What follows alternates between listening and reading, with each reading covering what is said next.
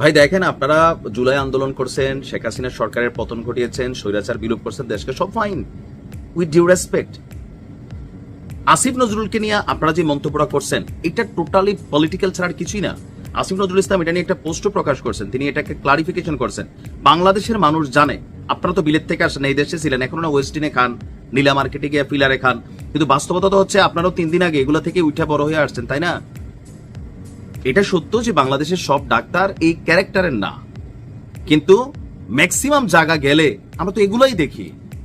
এখন অনেকে হয়তো হাসপাতালের সিস্টেমে এসে বানতে বাধ্য হয়, অনেকে স্বেচ্ছায় করেন, বাট অনেকে করেন না, এদেরকে পাশ কাটানোর চেষ্টা করেন, কথা সত্য। কিন্তু বিষয়টা তো এমন না যে মানে পুরো বাংলাদেশে এসব ঘটনা নাই।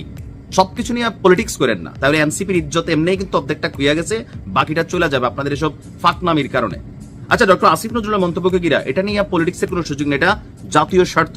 কি বলছেন, দেশের চিকিৎসা পেশা সম্পর্কে আইন উপদেষ্টা আসিফ নজরুল যে মন্তব্য করছে সেটা নাকি চরম দায়িত্ব জ্ঞানহীনতা এবং রাষ্ট্রবিরোধী অবস্থানের সামিল বলে আখ্যা দিয়েছে জাতীয় নাগরিক পার্টি। খালি তোমরাই রাষ্ট্রবিরোধীর আখ্যা দিবা বাবা।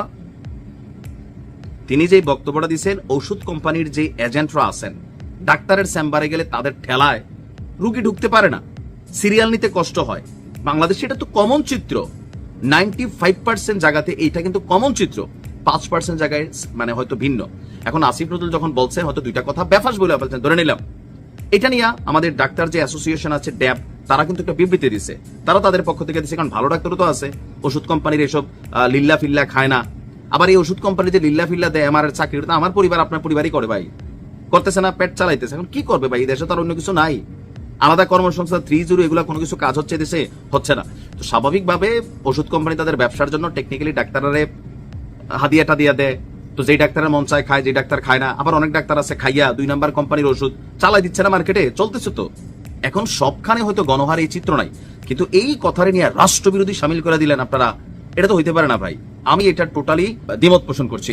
এনসিপির যুগ্ম মুখ্য সমন্বয়ক এবং head of health wing doctor Mohammad Abdul আহাদের সই করা বিবৃতিতে উপদেষ্টার মন্তব্যের তীব্র নিন্দা প্রতিবাদ জানানো হয়। নিন্দা জানাইতেন পারে, কিন্তু রাষ্ট্রবিরোধী কথা ভাই, এগুলা আপনারা এখন তো কমিটিতে এসে ঢুকতেছেন। আসিফ নজরুল জুলাই আন্দোলনের জন্য বহুত কিছু করছে। বিবৃতিতে বলা হয়েছে, ইতিমধ্যে দেশের চিকিৎসক সমাজ জাতির দুর্যোগ সময়ে অগ্রণী ভূমিকা পালন করেছে, এটা সত্য। বিশেষ করে জুলাই অভ্যুত্থানের দিনগুলোয় চিকিৎসকরা তাদের নির্ভীক মানবিক সেবার দৃষ্টান্ত দিয়েছেন, এটাও সত্য। আবার অভিযোগও তো আছে, বহুত আছে না, আছে। এখন ওই যে সরকারে যারা বসে তারা এগুলা কন্ট্রোল করে। বলা হচ্ছে যে আচ্ছা, এই যে জুলাইয়ের লম্বা চূড়া বক্তব্য দিচ্ছেন, তারপর তিনি বলছেন যে করোনাতেও দিচ্ছেন। অবশ্যই ভাই, এগুলা করছেন, আমরা তো রেসপেক্ট করি। চিকিৎসক সমাজকে অসম্মান করা মানে দেশের প্রতিটি সাধারণ নাগরিককে অসম্মান করা, অবশ্যই। কারণ বাংলাদেশের কথা না, সারা পৃথিবীর কথা। উপরওয়ালার পরে দুনিয়াতে যে মানুষের জীবন নিয়ে খেলে তিনি হচ্ছেন ডাক্তার, সম্মানিত প্রফেশন। বিদেশের ডাক্তার আমাদের ডাক্তার অনেক পার্থক্য আছে, এটা কিন্তু সত্য, তাই না? আমাদের দেশের সিস্টেম ডাক্তাররা এখন অনেক জায়গায় আপনারা করতেই পারেন না। বিদেশে সব ডাক্তারদের ভিজিট রাষ্ট্র কর্তৃক নির্ধারিত, আমাদের দেশের ডাক্তাররা নিজেরা নির্ধারণ করে, নাকি ড্যাব নির্ধারণ করে আমি জানি না। এক এক ডাক্তার মন চাইলে এক এক রকম ফি নির্ধারণ করে বসে আছেন। বিদেশে তো এগুলো নাই, এগুলো সরকার কর্তৃক নিয়ন্ত্রিত হয়। প্রাইভেট ক্লিনিক করতেও হিসাব বিকাশ করে করা লাগে, মানে এই বিষয়গুলো কিন্তু আপনি অস্বীকার করার সুযোগ নাই। এখন জাতীয় নাগরিক পার্টি দৃঢ়ভাবে বিশ্বাস করে, চিকিৎসকদের অবমাননা করে কারো ব্যক্তিগত জনপ্রিয়তা বাড়ানো যায় না, বরং জনগণের আস্থা নষ্ট, স্বাস্থ্য ব্যবস্থা বিপর্যস্ত হয়। আসিফ নজরুলের মতন অন্তর্বর্তী সরকার উপদেষ্টার এবং দায়িত্বজ্ঞানহীন বক্তব্য সরকারের গ্রহণযোগ্যতা এবং বিশ্বাসযোগ্যতাকেই প্রশ্নবিদ্ধ করতে পারে। অবশ্যই প্রশ্নবিদ্ধ করবে না কেন? চিকিৎসা খাতে এই যে আমাদের ফরিদা আপা কি ভূমিকা নিছেন, ওনার এই পিএসে তো 100 কোটি টাকার বাণিজ্য করে ফেলছে ভাই। আপনি কি এগুলো দেখেন নাই? এগুলো নিয়ে আপনারা দিচ্ছেন যে ওনার এপিএস না পিএস নাকি হেজে টাকাটা মারছে, তার বিরুদ্ধে আপনারা কি ব্যবস্থা নিছেন এনসিপি থেকে? দেখেন, এই পলিটিক্সের খাতিরে পলিটিক্যাল কথা বলেন না। আসিফ নজরুলের বক্তব্য সাধারণ মানুষের কাছে গ্রহণযোগ্য, তবে হ্যাঁ, শতভাগ ডাক্তার করাপ্টেড না। এদেশে ফেরেশতার মতন ডাক্তার আছে, আমরা পত্রিকাতে দেখি না? বিনা টাকা কিডনির অপারেশন করে, ডেলিভারি করে, শূন্যতে খাতনা করে। ডাক্তাররা বিভিন্ন জায়গায় ক্যাম্পেইন করতেছে, রোটারি করতেছে, এগুলো সবাই ভালোবাসে। কিন্তু অনেক জায়গায় না, 95% ক্ষেত্রে আমরা হাসপাতালে গেলে এই ওষুধ কোম্পানির হুন্ডা দেখি। তো তার আর কি দোষ আসেনি? যারা যায় তারাও ফ্যাটের দায়ে যায়, চাকরি করে ভাই, কোম্পানি বানাইয়া ওই যে পয়সা কামাই দিচ্ছে বড় বড় সারেরা, এমার টেমার দিয়া কোম্পানি চলে, ডাক্তারদের কাছে যায়। ডাক্তারও অনেক জায়গাতে এগুলাতে পা দেয়, আবার অনেকে পা দেয় না। দেনা সংখ্যাটাই তো কম, দেয় তো বেশি। ভালো ওষুধ কোম্পানি যাবে, ডাক্তারের কাছে রেফার করবে, সেটা ঠিক আছে, কিন্তু মানে অনেক জায়গায় যাচ্ছে তাই অবস্থা। এখন আপনারা তো বড় বড় হাসপাতালে যান, আপনারা গেলে ডাক্তার আগের থেকে অপেক্ষা করে। তো আপনারা হয়তো এটা ভুলে গেছেন, কালকে কি ছিলেন, আজকে কি হয়েছেন। হ্যাঁ, 2 দিনের বৈরাগী বাতের কয় অন্য, এরকম হয়ে গেছে কিন্তু অনেক জায়গায়। আসিফ নজরুল স্যারের কথাটার 90% কারেক্ট, 90%। এখন এটা নিয়ে ওনার সাথে রাজনীতি করার সুযোগ নেই। আপনাদের সরকারের সাথে খারাপ সম্পর্ক হইতে পারে, উপদেষ্টারা এখন আপনারা ডাকতেছেন সাজদা টাজদা দেয়, এই প্রধান উপদেষ্টারা তো বলতেছেন এগুলো। আপনারা এমন কোনো কথা বলেন না যেগুলো গণমানুষের কাছ থেকে আপনাদের অবস্থান সইরা যাবে। কাদের সিদ্দিকী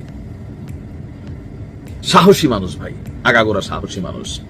ইভেন আওয়ামী লীগ সরকারের আমলেও উনি বাটে ছিলেন, আবার পরবর্তী সময় দেখলাম যে শেখ হাসিনার সাথে তিনি ভালোই সম্পর্ক স্থাপন করছেন।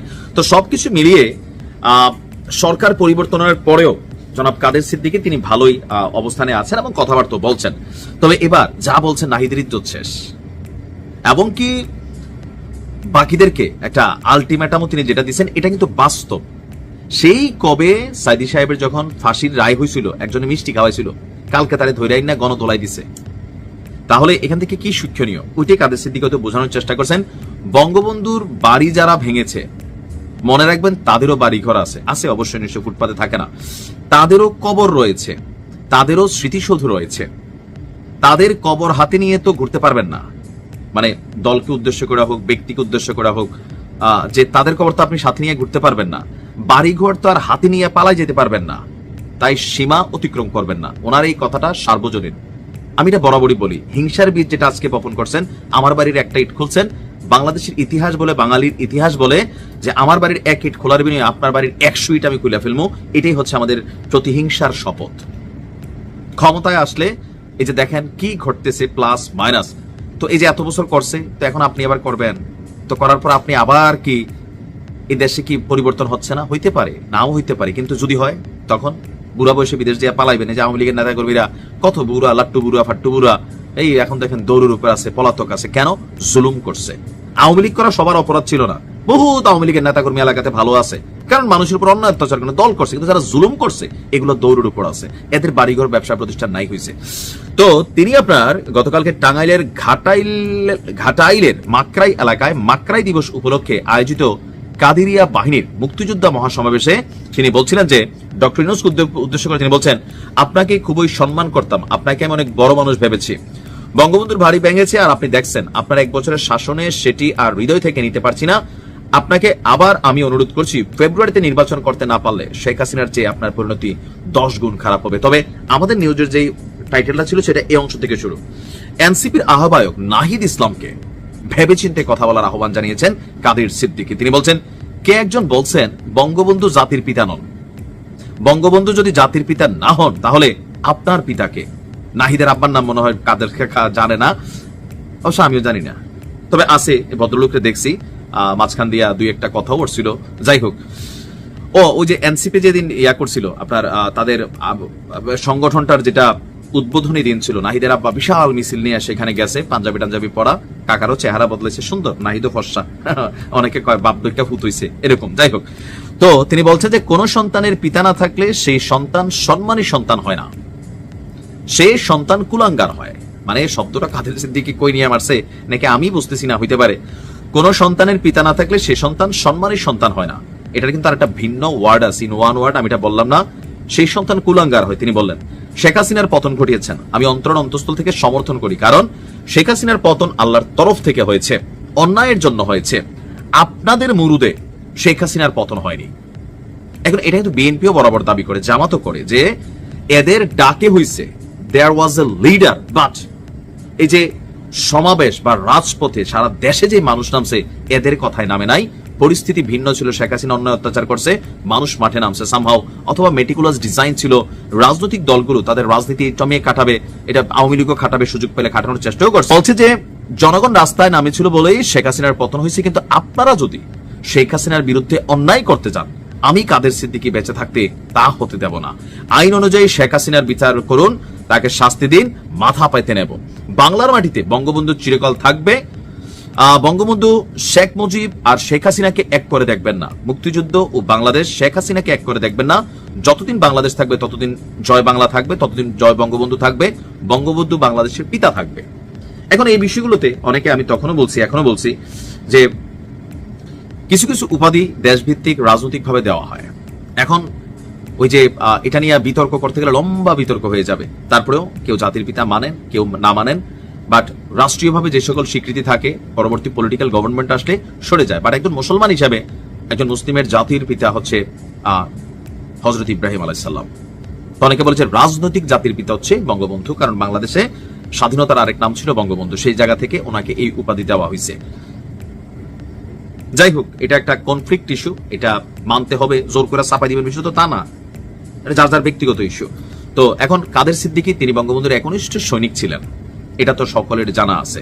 এখন আজকে নাহিদ ইসলামকে উদ্দেশ্য করে যেভাবে মানে তিনি গুতা মারছেন, এই গুতার ইফেক্ট কাদের সিদ্দিকীর উপর দিয়ে আবার কিভাবে যায় সেটাও একটু দেখার বিষয়, কারণ এই মুহূর্তে বাংলাদেশে সব সম্ভব।